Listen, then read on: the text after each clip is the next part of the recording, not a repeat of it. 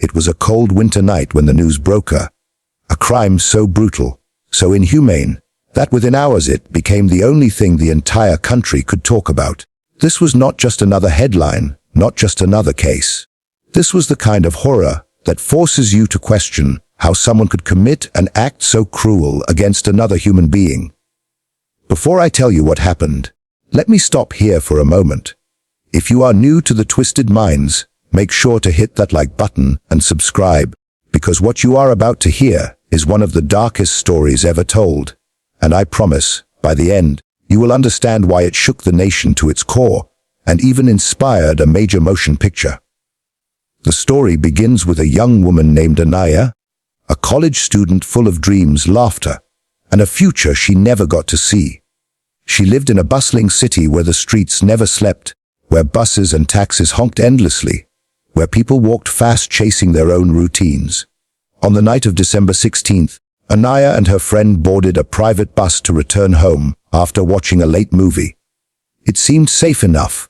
After all, the bus was painted like every other, its bright yellow body worn from years of use. But what Anaya didn't know was that stepping inside that vehicle meant stepping into a nightmare she could never escape. As the doors shut behind them, there was an uneasy silence. Only a handful of men sat inside, pretending to be passengers. The driver smirked as the bus rolled away, and what happened in the next few hours would forever scar the collective conscience of the country. The men weren't passengers at all. They were predators who had planned this moment. Trapped inside a moving prison with nowhere to run, Anaya and her friend begged for mercy, but what followed was cruelty that words can barely capture. Every scream was muffled by the rattling of the engine, every desperate plea drowned by the city's indifference outside. By the time the bus finally stopped, the damage had been done, not just to Anaya's body, but to the soul of a nation that would wake up to its worst nightmare. When the authorities found her, broken and barely alive, the doctors said they had never seen such brutality. The case made headlines instantly, sparking outrage, candlelight vigils, and protests that filled the streets. People cried for justice, demanding that those responsible pay the ultimate price. Parents held their daughters closer that night. Students raised their voices against a system that had failed to protect one of their own, and strangers became united by grief and anger. It wasn't just Anaya's story anymore. It was every woman's story, every family's fear, every citizen's demand for change. The case became so infamous, so horrifying, that even filmmakers later decided to bring it to the screen, not as entertainment, but as a reminder of what humanity should never allow to happen again. And as you sit here listening, remember this is only the beginning. What unfolded in court, how the killers were caught, and the way justice was delivered is something that still sparks debate to this day. Stay with me, because in the next scene, we dive into the investigation that revealed shocking truths. And I promise, you'll be left speechless by how it all played out. The investigation began almost immediately, and the entire country watched with bated breath as the police scrambled to bring the monsters who had done this to justice. The bus where Anaya and her friend had been attacked was like a crime scene on wheels, and investigators moved quickly before any trace of evidence could be destroyed. Fingerprints, bloodstains, torn fabric, every small detail painted a chilling picture of what had unfolded inside. Her friend, though beaten badly, survived and gave a statement that guided police directly toward the culprits. Within 48 hours, the first arrests were made. These men were not shadows lurking in alleys or infamous criminals with long histories. They were ordinary looking people you might pass on the street and never suspect. That made it even more terrifying. Evil wasn't hiding in some dark corner. It was riding the same buses, walking the same streets, and living within the same neighborhoods. The prime accused was the bus driver, a man who had driven countless passengers before. But on that night, his bus became a hunting ground. Alongside him were his friends, men fueled by arrogance, cruelty, and a sense of impunity. They laughed as they were paraded in front of the cameras, some even showing no signs of remorse. The details that emerged were so horrific that newspapers carried warnings before printing them. The country was in shock. But the investigators pressed on, determined to build a case so strong that no defense could save these men. Forensic experts worked day and night. Doctors submitted reports detailing the unimaginable injuries, and witnesses stepped forward. Anaya's fight in the hospital became the nation's fight. Crowds gathered outside as updates were released. Every heartbeat of hers was prayed for by millions, and every setback felt like a stab to the heart of the country. Protesters lit candles, shouted slogans, and demanded death for those responsible. The case was no longer just an investigation. It had become a movement. The young survivor's testimony played a crucial role. He recounted the horror of that night, how they were lured into what seemed like a safe ride, and how the men had mocked, tortured, and thrown them from the moving bus like garbage. His words broke the nation's heart, but also strengthened the case against the accused. The police formed special teams, and within days, all the perpetrators were in custody. Each arrest was broadcasted live, with news anchors speaking with trembling voices about the monsters who had committed this barbarity. But while the arrests gave some relief, they also opened another chapter filled with questions. Would justice truly be served? Would the courts move quickly, or would the case get buried under legal delays? For years, victims had been forgotten, their stories lost in dusty files. But this time was different. This time, the country refused to stay silent. People poured into the streets, holding banners and chanting for justice. It was not just about Anaya anymore. It was about every woman who had felt unsafe, every victim who had been silenced, every family that had lost a daughter. The pressure on the legal system was immense, and the government was forced to act. Special fast-track courts were set up to ensure the trial did not drag on endlessly. The eyes of the world were now on this case. International media reported on it, leaders expressed outrage, and human rights organizations demanded change. Anaya's pain had traveled far beyond her hospital bed. It had ignited a fire that could not be extinguished. As the trial loomed, fear and hope clashed in people's hearts. Would the killers be punished swiftly, or would corruption and loopholes set them free? The next scene will take you inside the courtroom, where every word, every judgment, and every cry for justice shaped the fate of this historic case. The courtroom was packed to the brim on the first day of the trial. Reporters jostled for space, families of victims sat silently with folded hands, and protesters waited outside holding placards that screamed for justice. Everyone knew this case would not be like the others.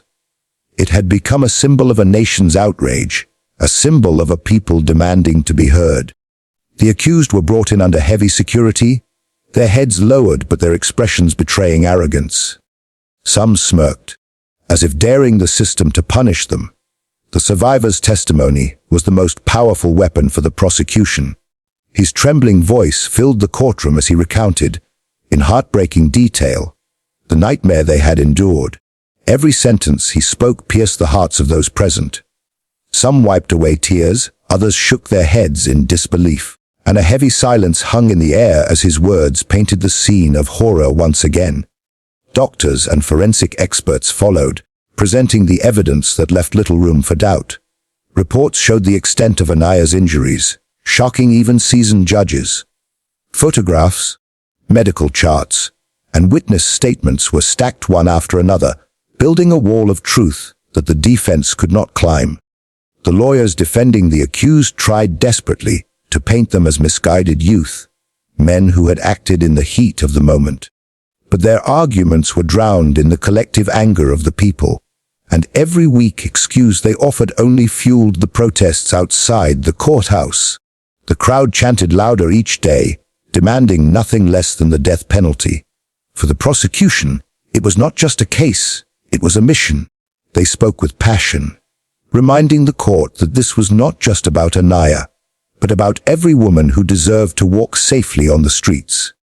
The judge listened intently, his face betraying no emotion, but those who knew him understood the weight of the case pressing on his shoulders. Days turned into weeks, and each hearing became front-page news. Television channels broadcast every update, debates raged across living rooms, and the case became the heartbeat of the nation. People who had never before cared about legal proceedings now waited eagerly for the smallest of details. It wasn't just a trial. It was a test of faith in justice itself. Then came the moment everyone had been waiting for: the verdict. The courtroom was so tense that you could hear the sound of pens scratching on notepads, the shallow breaths of those inside. The judge read aloud, his voice echoing through the chamber, and when the words finally came, they shook the country to its core. The accused were guilty, and 4 of them were sentenced to death. The announcement sent waves of relief and cries of triumph through the packed hall. Families hugged strangers, protesters cheered outside, and for the first time in a long while, people felt justice had spoken loudly and clearly. But even in that victory, there was sorrow. Anaya was no longer alive to see her perpetrators fall. Her family, seated quietly in the corner, shed silent tears. Justice had been served, but it could never bring her back. The courtroom trial marked a turning point, yet it was not the end. Appeals, petitions, and political debates followed, each threatening to stretch the ordeal longer. Still, the verdict stood as a reminder that sometimes the system could rise to meet the voice of the people. This chapter of the story was one of law and justice, but what came after would prove to be even more haunting. Because the executions, the aftermath, and the impact this case left behind would ripple through society for years. And in the next scene, you will see how those ripples turned into waves that changed the nation forever. When the death sentences were announced, the country erupted with a strange mix of relief and sorrow. Streets once filled with protests now glowed with candles as people celebrated the verdict. Yet every flame flickering in the dark was also a reminder of the young life lost. Anaya's name was now carved into the memory of a nation, not just as a victim but as a symbol of resistance, a symbol of change. Students marched through university campuses, mothers joined rallies, fathers carried signs demanding safer streets for their daughters. It was no longer about one case. It was about a society waking up from decades of silence. For too long, crimes against women had been brushed aside, dismissed with excuses, or buried under shame. But this time, the outrage refused to die down. Politicians who once avoided the subject now stood before crowds, promising stricter laws and better protection. The government moved swiftly to pass new legislation, introducing tougher punishments and fast-track courts to ensure justice would not drag endlessly for victims. Debates raged on television every night, with activists, lawyers, and ordinary citizens arguing passionately about what had to change. Even schools and colleges began hosting discussions, asking young men and women what kind of society they wanted to build. Anaya's story was the catalyst. She had not chosen to become a martyr, but her suffering became the mirror in which the entire nation was forced to confront its darkest truths. Yet, even as the system bent to the will of the people, there was no escaping the lingering pain. Her parents spoke softly to reporters, their grief etched in every line of their faces. They thanked the public for their support, but one could see the emptiness in their eyes. They had lost their daughter, and no verdict, no law, no change could ever fill that void. At the same time, there was fear. Some worried that despite the death sentences, appeals could drag the case on for years. They had seen it happen before, criminals walking free on technicalities, cases lost in bureaucratic tangles. Would this be different? Could justice really be delivered? The question haunted everyone. Meanwhile, outside India, the case had already traveled across borders. Newspapers in London, New York, and Sydney carried the story on their front pages. Human rights groups condemned the cruelty. Women's organizations rallied in solidarity, and for a while, it seemed as though the entire world was standing with Anaya. Documentaries were produced, books were written, and filmmakers began scripting stories that would bring the case to the silver screen. It wasn't about glorifying tragedy. It was about ensuring no one could ever forget what had happened. And yet, amidst all the noise, life tried to return to normal. The buses still ran, the streets still buzzed with traffic, and students still crowded theaters late into the night. But deep down, something had shifted. Parents checked the clock anxiously when their daughters stayed out late. Young women looked over their shoulders while walking home.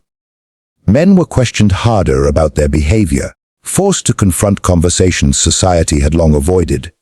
Anaya's case had planted seeds of awareness, but it had also sown seeds of fear, and perhaps that fear was necessary, a reminder that the fight was far from over.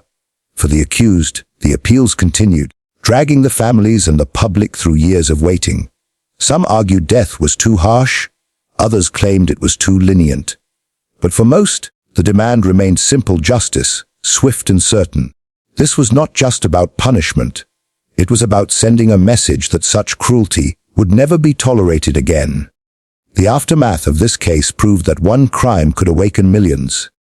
The fire it lit was still burning, and in the next scene, we will confront the final chapter, the executions, the legacy, and the haunting truth that even justice cannot heal every wound. The final chapter of this horrifying case unfolded in the early hours of a cold March morning. Years had passed since that fateful night, years filled with endless hearings, appeals, and desperate attempts by the defense to delay the inevitable. But the people never let the memory fade. Candlelight vigils continued, activists kept shouting, and the demand for justice remained unshaken. Finally, after every legal option was exhausted, the Supreme Court confirmed the death penalty for the 4 men found guilty. The date was set. The nation held its breath. On the morning of the execution, outside the prison gates, hundreds gathered, some with tears, some with relief, and some holding banners that read, "Justice for Anaya." Inside, the atmosphere was tense. The executioner prepared for the task he had performed before, but this time, it carried the weight of a nation's anger and sorrow. At dawn, the 4 men were led out, their final pleas for mercy already rejected by the president. The noose was tightened, the lever pulled, and silence filled the chamber. Within moments, the men who had once laughed at their crime, who had mocked a young woman's suffering, were gone. News spread like wildfire, and for the first time in years, people felt the long fight had reached its end. Crowds outside the prison broke into chants, not of celebration, but of solemn victory.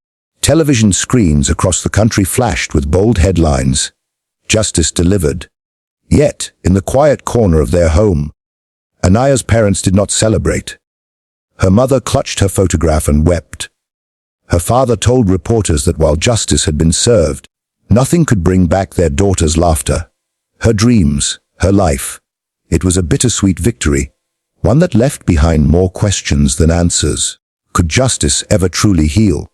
Could punishment ever erase the horror of that night? Or was this only a reminder of how fragile safety really is? The legacy of the case, however, was undeniable. It changed laws, it changed conversations, and it forced an entire country to look in the mirror. Women became more vocal about their rights, men were challenged to reflect on their attitudes, and society began addressing the problem it had long tried to ignore. The case was studied in classrooms, debated in parliaments, and remembered in every candle that flickered for victims after. Years later, filmmakers would recreate the story, not to entertain but to immortalize the tragedy. The movie became a global statement, showing the world both the brutality of the crime and the courage of a nation to demand justice. And every time the film played, audiences wept not only for Anaya, but for every victim whose cries had gone unheard. As the credits rolled, viewers were reminded that while justice was delivered in this case, countless others still waited in silence. This story, horrifying and unforgettable, was not just about one girl, but about the world we live in and the changes we must continue to fight for. So, as we close this story, let us not just remember the horror, but also the strength, the unity, and the demand for justice that followed. Because while Anaya is gone, her story remains etched in history as a turning point, a story that proved the people's voice could shake even the strongest pillars of power. If you felt the weight of this story, if you believe more people should hear it, make sure to hit that like button and subscribe to the Twisted Minds. Together, we will continue to bring forward the stories that must never be forgotten, the cases that reveal the darkest corners of humanity and the truths that demand to be told. Because in the end, remembering is the first step toward change.